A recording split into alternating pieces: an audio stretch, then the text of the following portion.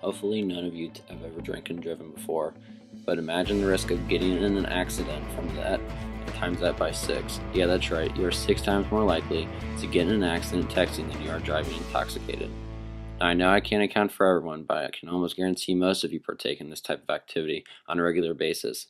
I can say this because 77% of young adults are confident that they can safely text while driving, and texting while driving takes place by over 800,000 drivers at any given time across the country.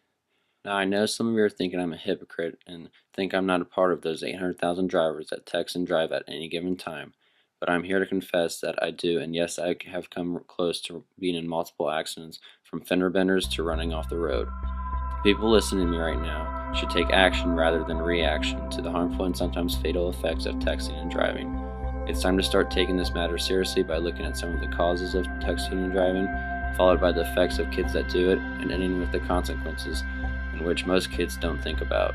Young adults seem to find the ability to not text and drive impossible. The inability to not text and drive for young adults seems ridiculous, but is so relevant in society. There are many causes to texting and driving. According to a basic study of texting and driving safety, a reason why so many people do this is because it's convenient and that it's easier and at times faster than calling someone.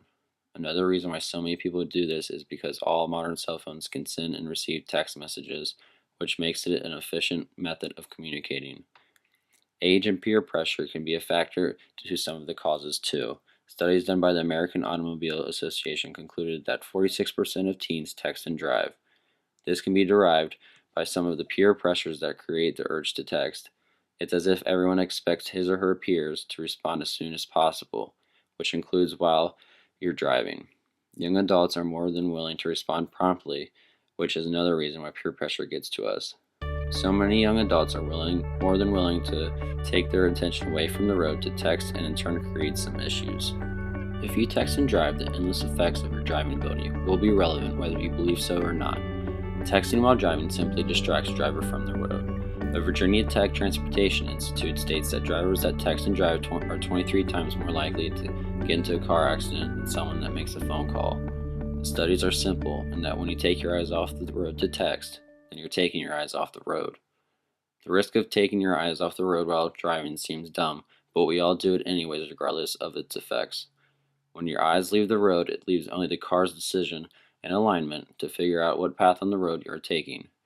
Researchers showed that text messaging made drivers' variability in lane position to increase up to 50%, and missed lane changes increased 140%.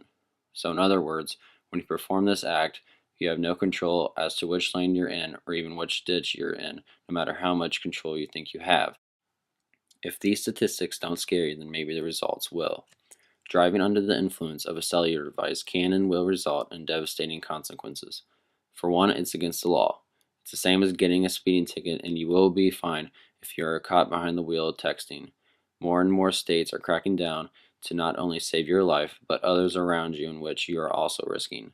Along with the fines that roll with breaking this law, you can also receive a 2-point deduction on your driver's license depending on the outcome.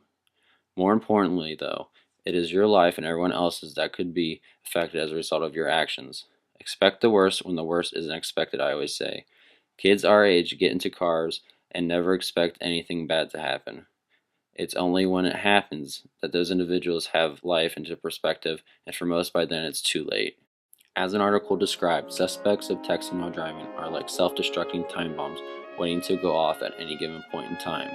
This is proven through many facts, such as it causes 1.6 accidents per year, which is nearly 25% of all car accidents, 330,000 injuries per year, and most disturbing, 11 teen deaths every day.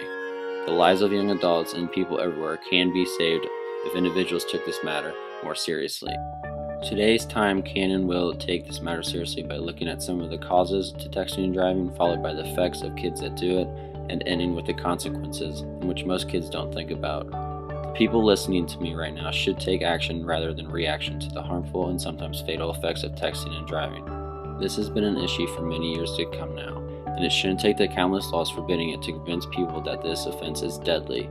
It's our decision and it must be addressed, so act now before it's too late.